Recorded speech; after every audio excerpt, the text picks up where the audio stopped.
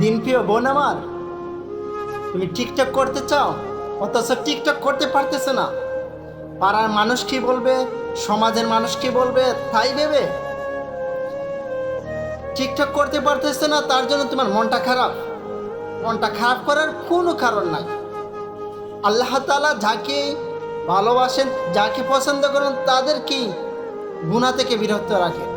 আল্লাহ হয়তো আপনাকে পছন্দ করছেন, তাই আপনি টিকটক করতে পারতেছেন না। আর টিকটক প্ল্যাটফর্মটা একটা জাহান্নামের টুকরা। কেননা টিকটকার মেয়েরা কত কত কত গুনাহ করে, যা তোমার ধারণার বাহিরে।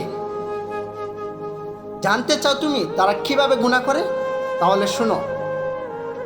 একটা বেপরদা নারী, একটা বেপরদা মেয়ে যখন রাস্তার দিকে যায়, তখন 100 মানুষ, 100 পরপুরুষ তাকে দেখে। তখন যে দেখলো তার চোখের গুনাহ হইল, তার চোখের জিনা হইল। আর 100 পরপুরুষের গুনাহ তার আমল নামায় দেওয়া হবে। একটা টিকটকার মেয়ে কত গুনাহ করে তা ইন্টারনেট ও সোশ্যাল মিডিয়াতে ঢুকলেই দেখা যাইতেছে।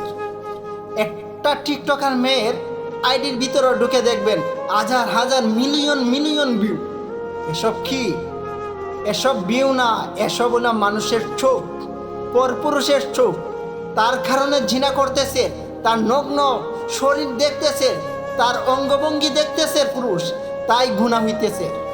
আর এই গুনার সমভাগ কিন্তু এই মেয়ের আমল নামাতে দেওয়া হবে।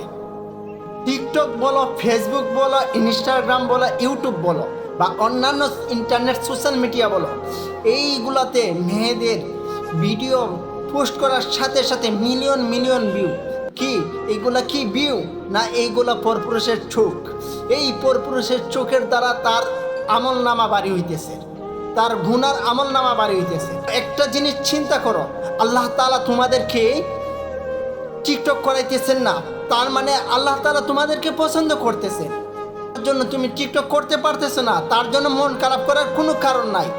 তুমি কতটা ভাগ্যবান, কারণ আল্লাহ তাআলা তোমাকে টিকটক করা থেকে বঞ্চিত করছে, কারণ তুমি গুনাহ থেকে বিরত থাকতে পারতেছো।